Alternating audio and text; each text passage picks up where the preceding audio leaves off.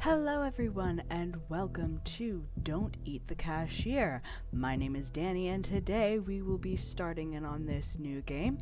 This is a free-to-play game. I will have everything linked in the description, and as you saw in the content warning, if any of the themes mentioned are things that are not something for you, then please do not watch this series. Alright, let's get started.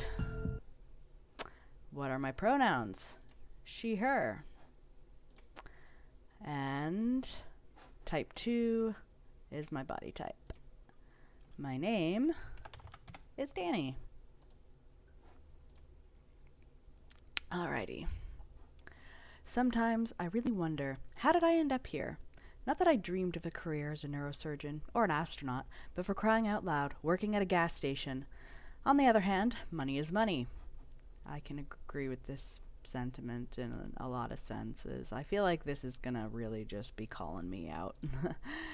I sent out resumes to every conceivable and inconceivable place, applying for every position where I could somehow use my degree in art.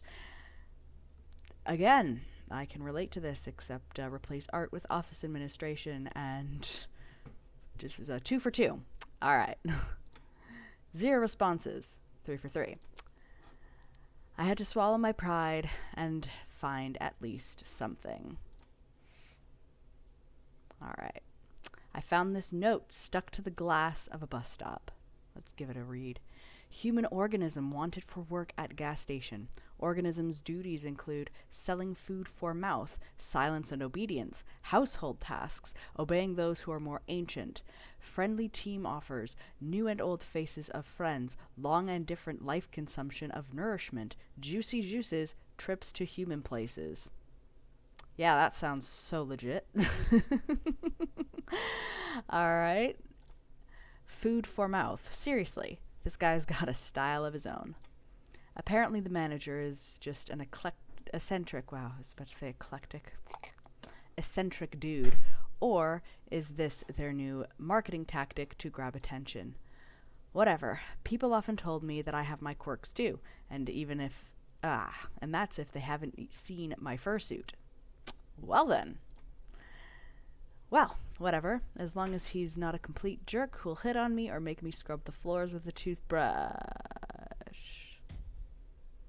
Nope, he's just an eldritch monster. Oh, and he's got a little tie. I didn't see that before. Okay. I didn't scream. I couldn't move. My brain feverishly tried to find any category for this in its database. Hallucination, psychosis, too many energy drinks. A typical middle manager? The monster from my nightmare stirred. Its tentacles crept closer to the counter. My God. The creature made a sound, not from a mouth, it had none. The sound emanated from deep within its bulk, hollow, profound, bone-shaking. So, for those who don't know, octopi, I think is their plural form, they actually do have a mouth. It's a beak that's kind of at the bottom. So the idea I would think that these like tentacled squid octopus-like beings would have a mouth, but it is a beak that would probably be like in their underside.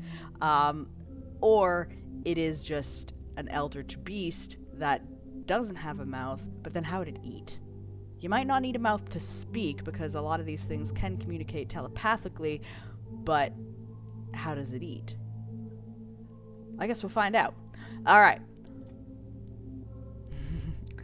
Greetings, organism. I'm Bob, the indescribable and terrifying consumer of worlds, but you, grain of sand, may call me Manager Bob. No. This isn't real. I'm dreaming. I need to wake up. You will sell food for mouths and obey me, for I am ancient. Memorize the rules of this establishment, for my patience is as limited as the salary I offer you. This is giving me Starfire from Teen Titans vibe, like the way that he talks. Oh, hello. Oh, that is a finger with an eyeball tentacle thing. Okay. Rule number 1. You sell, no matter what. Chicken, food for the mouth, gremlin fuel, noodles made from cursed souls. Lottery tickets for extra limb raffles, discount rod, ritual foil. Everything must be sold. That's a lot of stuff that must be sold. Also, extra limb raffles.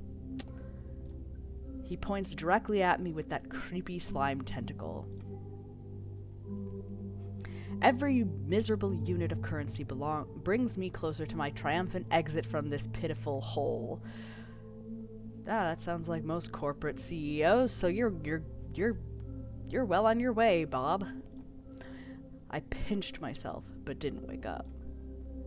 Rule number 2, be polite to customers. Ignore bald spots in werewolf fur, and watch out for drafts when ectoplasmic energetic entities are in the store. Okay. What? But don't let them get too bold. Customers are just walking containers for currency, and they should only pay in monetary units. Payment in existential dread or hair of the dead is not accepted. Got it. So you want cold hard cash. Many of them come here just to chat because they are idle and purposeless organisms. Your task is to make them part with their currency anyway. Okay. It is also your duty to heal organisms if they are injured using special kits. If they die, they can't give away currency. I'm just a cashier at your gas station. I am not a medical professional, especially for non-human entities, but okay. Yeah, you know what? Okay, we're silently trembling in fear. This just does not fit in my head. I'm shaking so much that the cheap plastic badge pinned to my uniform rattles. I am the embodiment of pure, unadulterated terror. This is the correct reaction when confronted with a superior entity. Your fear is evidence of a functional survival instinct. However, it is completely unacceptable. Many of our customers enjoy seeing a smiling muscle spasm on the face of the serving organism. Got it. I feel like this is like the equivalent of men telling women they need to smile more. Alright, well, we will demonstrate a crooked, smiling muscle spasm. I gather all my remaining motor skills and control that isn't currently engaged in convulsions. Then I take a shaky breath and attempt to smile. The corners of my mouth twitch upwards, but not in sync. I can feel one side higher than the other. But he's happy! Acceptable! The asymmetry is a bit distracting, but the main muscle groups are activated in the correct configuration. He's got such a shiny little eyeball. It's so cute. You have successfully created a smile. Maintain this configuration in all customer interactions. As you command. He suddenly places a jar in front of me on the counter. And the last rule. Remember, organism, this tip container must be filled with money by the end of your wake cycle. If the bottom of the jar is visible, you will clean the sanitary rooms with this object in the dimension of absolute horrors and sufferings for 2,510 years. I couldn't take my eyes off the fork, the potential tool of my eternal servitude. At this moment, my mind fully capitulated. Yeah, so... Yes, I was hired by a multi-eyed cosmic architect squid. Yes, my clients will be non-humans. Yes, I'm being threatened with a fork and eternal toilet cleaning. That sounds horrible. How could anyone clean anything with a fork? Very carefully. Cleaning toilets with a fork? Not very helpful, but, you know. The same will happen if you even think of escaping before the end of your work contract. My ocular sensorium perceives the subtlest of matters. It will detect you in any corner of this pitiful planetary sphere. Basically, I can't go off the grid because he will find me. Crap. I'm stuck here. I'm in a trap. Do you understand, organism?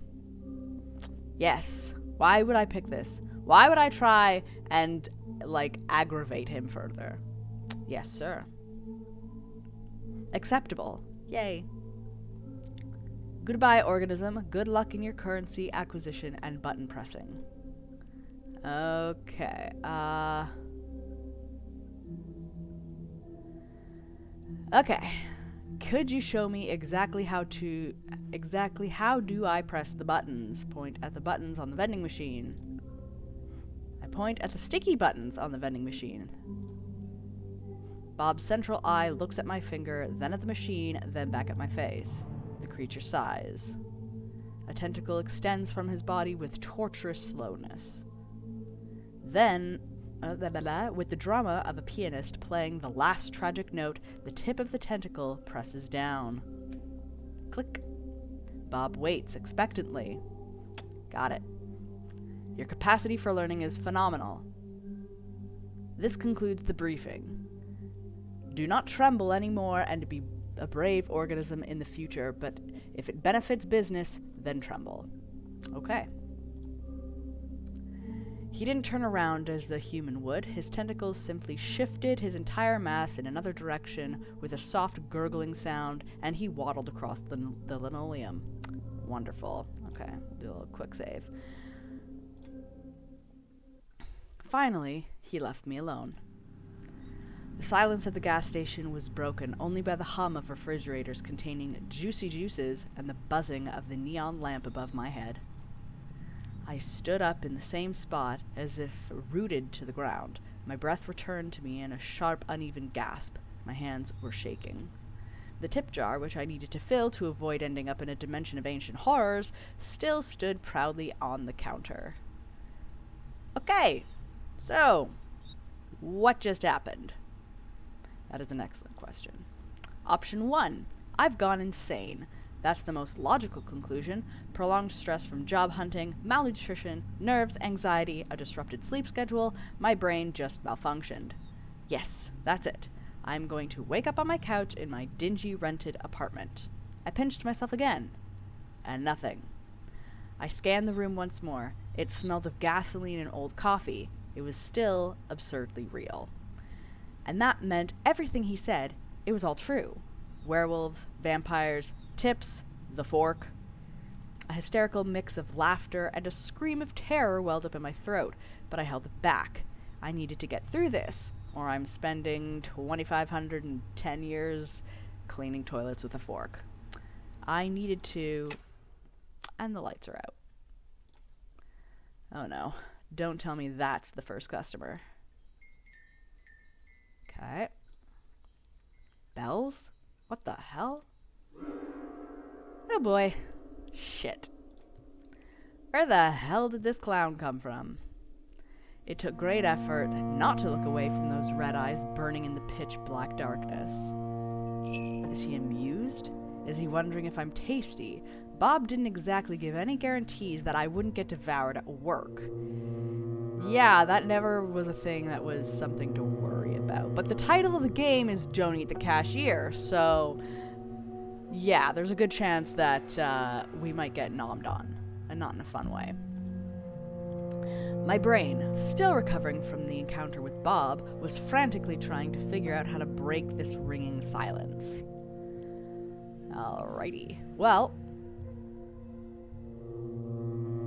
excuse me.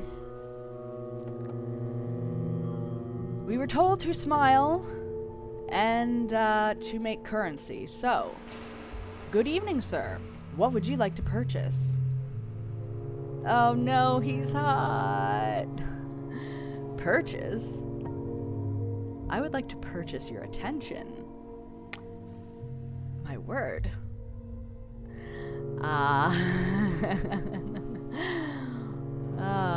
Okay. Oh my. I suppose it's free. Make a wink, but only for you. Wow. I don't know if I'm that flirtatious. All right. Let's see. Let's just, I suppose that's free. It's sort of included in the service package. Yeah.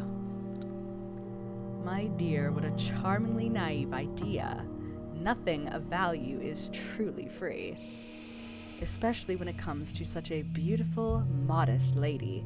However, I'm not one of those who think modesty benefits anyone. I believe it needs to be fit on, like trousers, which is my least favorite piece of clothing. I love how that's in parentheses, like, is he leaning in to whisper that? Are you trying to seduce me, my good, phantom ghosty man? Let's consider it a special gift for a special client, judging by the look in your eyes. You're first. That is true. You are my first client.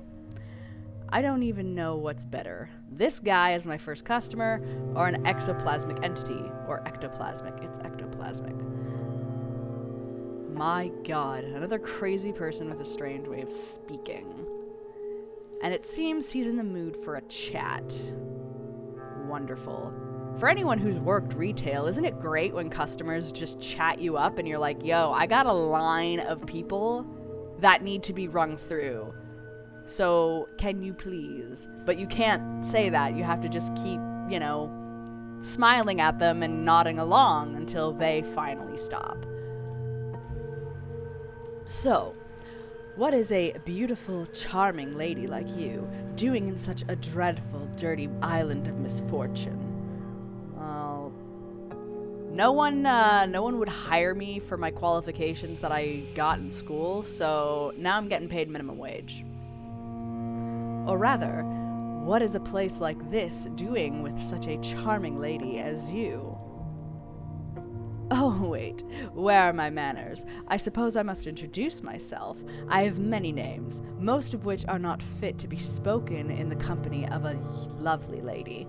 The nicest I've heard is the Mad King. I also know of a Mad King, but that was Aerys Targaryen.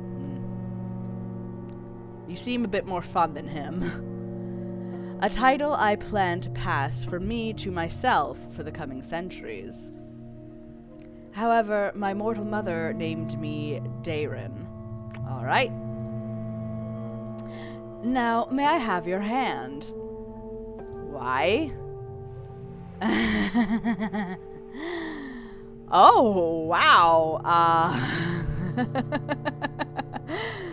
Sorry, my mother told me not to offer my hand to strangers, or any other parts of me, sir. Oh, your highness, your madness? He bursts into genuine booming laughter. Your mother was truly a wise woman. A masterful stroke of self-preservation. I haven't been rebuffed so delightfully in, well, at least a century. Others prefer to use enchanted swords and pitchforks. They forget that words can wound too. Are you Fae? I feel like you might be part of the Fae. Like, I know you're supposed to be like an ectoplasmic thing, but I'm saying I'm saying you're Fae, okay? But perhaps I can still melt your heart. I have an eternity for that, literally. May I know your name? No, you may not know my name. That means we're married. No. Aha! Okay. I refuse to reveal my true name. Demons always do terrible things with them. Not just demons, but Fae. They also do terrible things with them. Osh, a refusal. A rebellion against age-old traditions. That's right, I know your shindig. My lady, your rebellious spirit certainly commands respect. Can you please buy something so I don't have to scrub toilets? What a pity that the plastic badge on your chest holds a different opinion. Ah, fuck. Lady Danny. Look, I didn't give you the name, which means that it doesn't belong to you. Goddamn badges. Okay. Give that back. He laughs. So soon. But my dear, I just got it. I'm not ready to part with it so easily. Such a tragic fate hidden behind every letter. So many unfulfilled ambitions. The desire to paint the world in your own colors. And a small pinch of existential horror, spiced with a secret love for the furry fandom. Why are you doing this to me? I am not a furry, okay? I do not judge the furry community. I've heard that they're very cool, but I promise I am not a furry. It doesn't matter that I called Louie a sexy deer in Beastars, okay? I am not a furry. Damn it, get out of my head. Apologies, my lady. Sometimes I just can't resist peeking behind the textures. It's such a terrible temptation. You have no idea how hard it is to live with. I feel like my brain is turning into jelly. Yeah. And I don't understand when we'll finally get to the point. I don't want to be rude, so I'll just say it's not all that bad. Maybe I've just been spoiled by all those mangas about sinister and tragic monsters. I mean, again, this game is just calling me out, and I'm not here for it. Though the only tragic thing about this client so far is his tragic unwillingness to buy my discount rot. So let's finally get to the purpose of my visit. Finally. It's completely unknown to me. I fucking hate you so much. Yeah, oh, for crying out loud. That's the nice way to put it. There's nothing interesting in the assortment of this pathetic shack, except for you, so I'm buying your time. Okay. Let's have dinner. I'm sure you must be hungry. You are smoother than fucking peanut butter, buddy. Oh my god. Okay? You're just like, you have so much riz, and it is working. Yeah, oh no. Allow me to create a more pleasant atmosphere for us. You're taking us to the Feywild. This is what's happening. Motherfucker. Alright. I'm shivering from a gust of icy wind. He just teleported half of my gas station to a radioactive dump. Or a radioactive dump to my gas station. Wonderful. Oh, praise the goat mother. Okay. Okay, so maybe not Fey, but no, you're still Fey. Goat mother can definitely be a Fey thing, okay? We're working with it. And the jar is gone. My tip jar! I need money in that. Okay. Okay. Put it back the way it was, and the jar. I need the jar. You really don't like change, do you? No! But life is ever changing. Life is not a stone, my dear. Life is water. But since you don't like this current, so be it. Let me find us something less populated with mutants. Oh, I appreciate that. Unless there's Ninja Turtles in there. Those are mutants too. But they're cool. I can't go long without familiar landscapes. Already ruined land makes me melancholic because all the fun has happened without me. Disgusting. Allow me. I fucking knew it. I fucking knew it. He's a Fae. I called it, and I absolutely love it. And I love that toad with that face. Okay? This toad is lit. I fucking love it. Also, the mushrooms have eyes in them. Another thing, too. Alright. This is something seemingly less radioactive. Amazingly, I haven't thrown up yet. It feels like I've flushed twice through an interdimensional toilet. I've been flushed twice through an interdimensional toilet. I can read, I promise. I clear my throat. Seems like I'm sitting at a table. Much better, wouldn't you agree? Couldn't be better. But where's my tip jar? Alrighty. It is beautiful here. And strange. I mean, yeah, Bob will kill me. But, okay, I'll start here because I like this. I love this, this atmosphere. Is this your home? Words of a true poet, Danny. My two favorite categories, strange and beautiful. I think poets might be better with their words, but I get you're flattering me, so I'll accept it. This place is much more than a home. It's my cage and my greatest canvas for creativity. Okay. every ugly tree, every mad toad, every eye-bearing mushroom, it's all a piece of me, a marvelous place, except when the rocks grow legs and start running. Interesting. Including those that people make their homes out of. Okay, so you make your home out of a rock and it just grows legs and walks off while you're in it. That, yeah, I could see that being inconvenient. And now you're part of this place too. Isn't it wonderful? I'm slowly getting used to the landscape. The fireflies here are quite charming. But it'd be better without that frog with a human face. No, do not insult the toad. The toad is amazing. He is our friend. The frog notices me too. Okay, we need to give this frog a name. It lets out a sad croak and then looks at me with an expression of deep existential despair.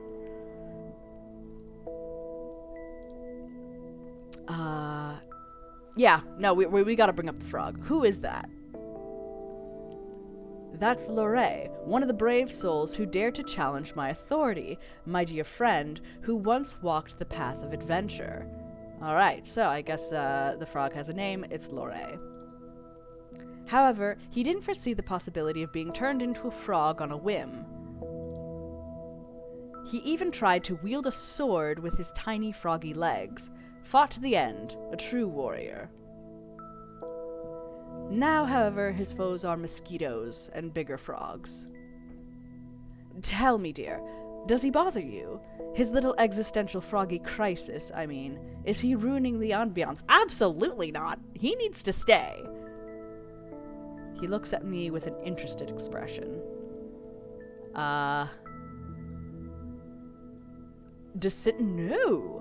No, I don't mind Lorray. He can stay. You don't mind? Excellent. I think he really sets the tone for the whole clearing, aesthetically. A living monument to the consequences of poor life choices. Lorray, did you hear that? The lady grants you a stay of execution. You may continue your pitiful mosquito-infested existence. I love this man so much. So, dinner. I'm sure you must be starving. Traveling between realities must be exhausting. I guess. I've never done it before. What is that? This looks strange, but it smells delicious. Meat with honey? And next to the meat, a purple soup, possibly made from a less fortunate cashier. Oh boy. Whether the food is poisoned or not, if I refuse, His Highness might turn me into a frog too, so I pick up a fork from the table. And this is the most delicious thing I've ever tasted. It's 100 times better than these cheap instant noodles I usually buy in supermarkets. Even the fact that I'm currently in some other universe surprisingly doesn't seem to harm my appetite. It seems you enjoy our cuisine. My chefs have always managed to cook well, on those occasions when I noticed it. I assure you, you won't regret this dinner. At least, not for the first half hour after the meal. Oh no. What's gonna happen after the first half hour?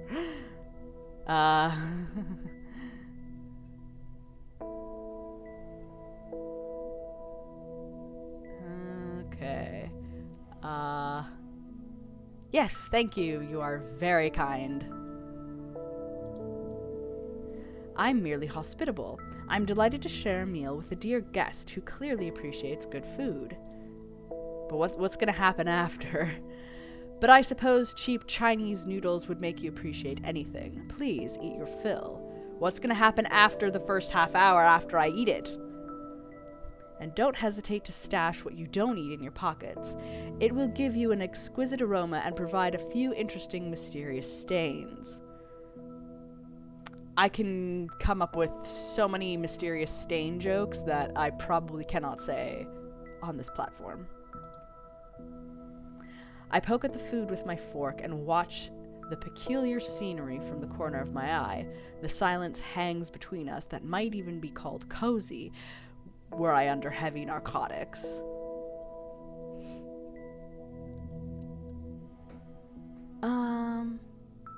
Do I want to ask a silly question?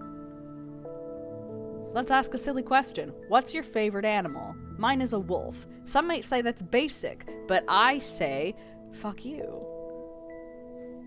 Glad you asked. It's right here on our plate. Just kidding, but I do need some time to think. Alright? Let's see. The riding flea has its own charms, very disgusting ones. Carnivorous butterflies are beautiful, but they're dumb and noisy. And, as we know, only what's empty inside makes a noise. Or what's in my head. It's always ringing. I think it's a dog. Hey, we're pretty close. It loves its owner with all its heart, whether they're a saint or a serial killer, and doesn't notice the difference. It lives in a constant joyful state of blissful ignorance and misplaced enthusiasm. A creature that finds endless joy in the utterly meaningless. It's truly inspiring. Dogs are the jesters of the animal world, and I adore them for it. Especially the small, wrinkly ones. Oh, but the small, wrinkly ones are, like, kind of bred to be suffering. Like, they have so many respiratory problems. And what about you? I mean, as someone who has 2 cats, yeah. Cats. To them, we're probably the jesters. Oh, indeed. They are the true rulers of this reality, tiny, furry gods of apathy and disdain, and we are their obedient, foolish caretakers. But I've been lucky enough to escape their tyranny and instead enjoy my own, and feed those around me. I return to my meal, and just as I chew another bite, I hear His Highness's voice. By the way, how does the meat taste? Oh, god damn it. You know, for all the stuff that I thought I was eating, it didn't register that it was going to be human. Like, I figured it was going to be some sort of, you know, I don't know, some mythical fey creature, but no, okay, we're cannibals now. Let's just deal with it. My fork freezes halfway.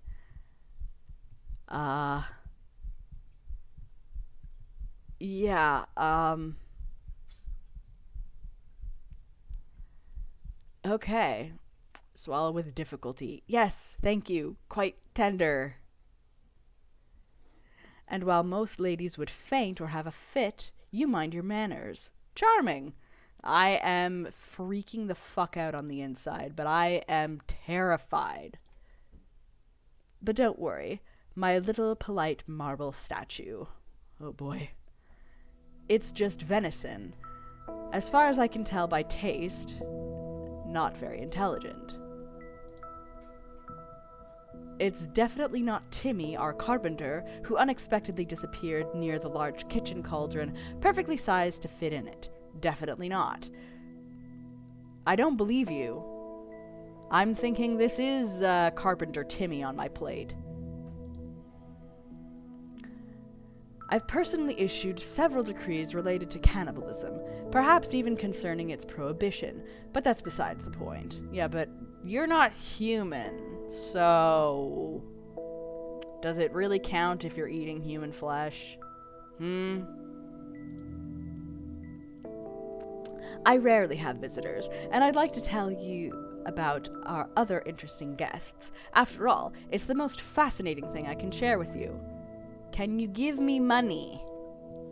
For a place where mushrooms with eyes grow, it can be incredibly dull here. You got Lorray here. He's a frog with a human face. Come on, how can it be dull with him? Shadows in the clearing thicken and stir. They detach from the gnarled trees, rising up from the ground like black ink and spread across the wall. Dancing and intertwining, they prepare to perform at their master's whim. Behold, this incredibly crooked castle, my dear. Crooked to the point of absurdity, sadly. In reality, its curves look far more aesthetic, but give the creator some leeway for expressiveness. Many brave and not-so-bright souls have tried to conquer this terrifying, dark, eerie, crooked castle, so many that it became even more crooked. You see, the dreadful monster living there never liked being distracted from its important duties. Terribly important duties, like having long, deep conversations with its own reflection or concocting recipes with raisins. I'm just gonna listen. The monster was a tyrant, a menace. He sowed chaos and disorder, mostly on purpose. He had countless opportunities for creativity and wasn't afraid to use them. Are you telling the story of your downfall? He made some people believe they were pigeons and others that they were grains. Oh! Well, we know what pigeons do with grains. They eat them. This is a cannibalism thing. He wouldn't allow his best servants to have windows, fearing that the moon and both suns would get envious and want to take them away, and he demanded they seal the gaps in the doors as well. That's not very healthy. People need sunlight. He locked wizards who came to him for magical gifts in a giant laboratory and promised them power if they invented a kettle that could boil everything except water. Alrighty. Did they eventually invent the kettle? Invent it? Oh, they did so much more. After 11 years of failed prototypes, a few explosions, and chemicals running away on their own legs, they succeeded. The kettle could boil even bright memories, but not water. Water would instantly freeze, explode, and file for divorce. Interesting. I immediately rewarded them with a new invention idea, a cup with a sealed top and without a bottom. Let's see how they handle that. But I digress. But behold, a ray of light in the Dark Kingdom, the first hero, Sir Loray the Righteous, in all his clanging, self-important glory. This is Frog, by the way. He took a knee to rest briefly because the weight of his righteousness was bad for the health of his poor back. Following rumors spread by the same monster, he fought his way through the monster's loyal subjects to... By the way, where did he even find them? Most of my subjects are too busy contemplating the color of suspenders for their suspenders or lamenting their fate. I cherish them and their imperfection. Anyway, it doesn't matter. They were probably the most restless of them. Every story needs minions. In any case, our hero descended into the Grotto of Despair, the Grotto of Tentacles. Imagine the most sinister name you can conjure. The Grotto of my parents' disappointment in me. You know what? That's 4 for 4 on this game, calling me the fuck out. Anyway, we're just gonna go with the Grotto of Despair. I've never had a kidney stone, but I've heard those are pretty bad. Indeed, it's a place where one can so wonderfully despair. Let's not get sidetracked. Into the Grotto of Despair, our hero descended to retrieve an artifact capable of defeating the Monster King. The Ring of Incredible Power. Was it forged by Sauron? A bit shoddily crafted, but I assure you, it looks more aesthetic in real life. Was it created by Sauron? However, the brave knight didn't know that the incredible power of the ring lay in its 440 pounds of weight. That was its only magical property. The only incredible thing about this ring was its incredible stupidity and uselessness.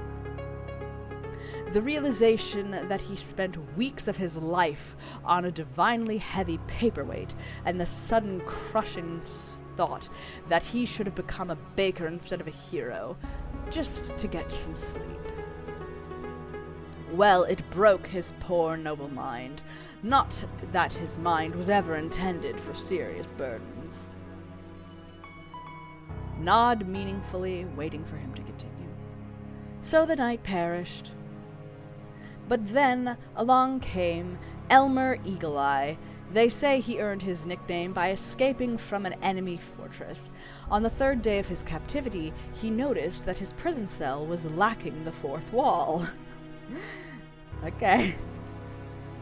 An archer of legendary skill who tried to kill me with a precise shot. Constantly, during breakfast, while bathing, at balls, during sleep, and even while I was devising a plan to get rid of him. The audacity! I hate just killing them. Turning them into madmen is much more fun. And I bestowed a little curse upon the elf as well. I made it so that every time he drew his bowstring, he'd hear the most annoying melody to his ears. Elmer was a terrible racist. He hated dwarves, so naturally, the melody became the national anthem of the dwarves, played in a loop by a bagpipe orchestra. The pure rage it provoked derailed his aim every time. I love this man. I love this man so much. Eventually, he stormed the castle, dropped the bow, and begged for a job at my court in exchange for changing the song to anything else. He was desperate, and I was a villain. Everything aligned incredibly well. Now, he's my royal huntsman. The dwarf march is replaced with a lively elven sea shanty, and let no one dare accuse me of being callous and heartless. Now he has a salary, good food, clothing, entertainment, and a full guarantee of non-dismemberment. You know, that all sounds pretty good. Can I sign up for that? Because, yeah, I'm still dealing with if there's no money in the tip jar, I have to clean toilets with a fork.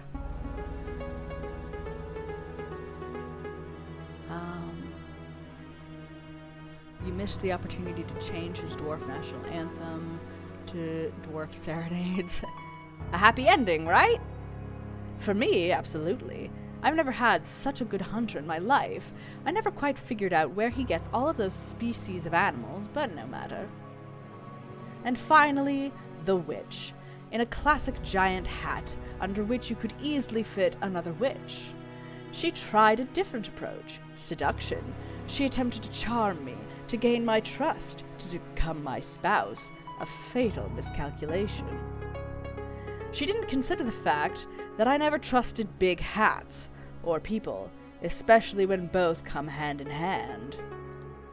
And those who wear suspenders and a belt at the same time.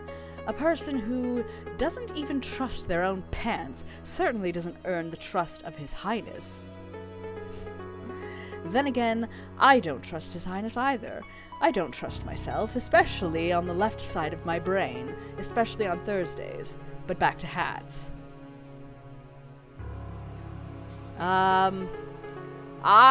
Hats don't evoke any particular feelings in me. I don't really care about them. No love, no hate. Not even mild annoyance? Really? I suggest you quickly develop a strong opinion about them. They say it's a highly entertaining hobby, and useless, like any good hobby. Meanwhile, the witch was quite overt in her murderous intentions, with all her concealed weapons. Why does the witch need so many hidden blades? She must have been very bad at witchery. In any case, she now resides in my dungeon. And you see, I haven't decided what to do with her yet. Ooh. Her fate is a blank slate, a story yet to be written, so I offer you the pen. I simply adore random choices. Give me yours, Danny. What punishment befits her? What? Does he really want me to decide what to do with a real person? Can I even save her? And does it matter what I choose? Everything here follows his whims anyway, but as long as I play the circus monkey, I have a chance to get out of here alive. Maybe I should just entertain him? Damn it, what should I do? Ooh, okay, I think the craziest thing would be to spare her. No one would expect that. Turn her into a hat. A small one. Or I refuse to decide her fate. I feel like I have to decide, otherwise he's gonna be like, come on. Like, I gotta play his game. Let's see if I can be like, spare her?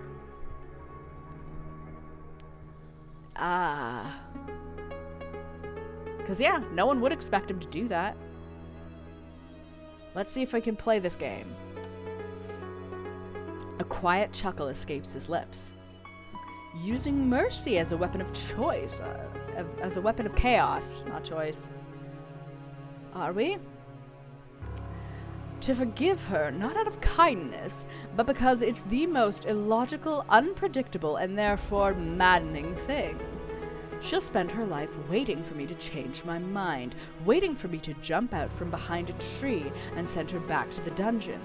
Wonderful. Such an incredible psychological torment. So be it.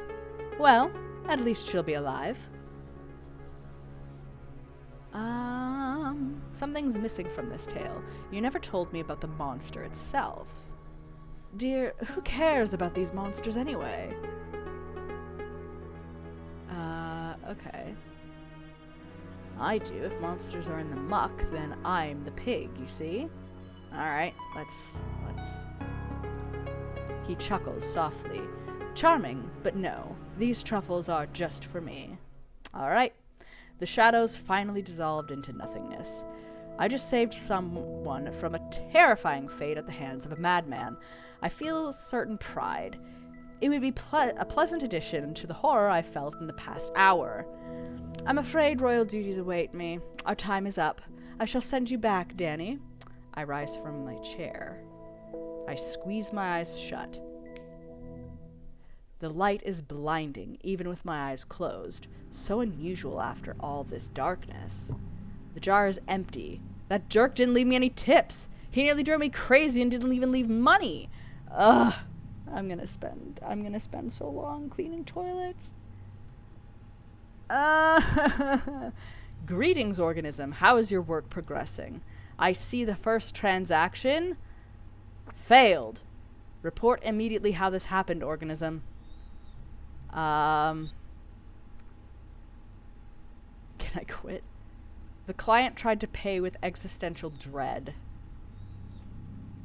Ah, yes, that particular currency. The exchange rate is terrible, and it's very difficult to deposit into an interdimensional bank. Always too many bureaucratic complications. So it's also your task to dissuade them from this method of payment and make them pay with regular currency.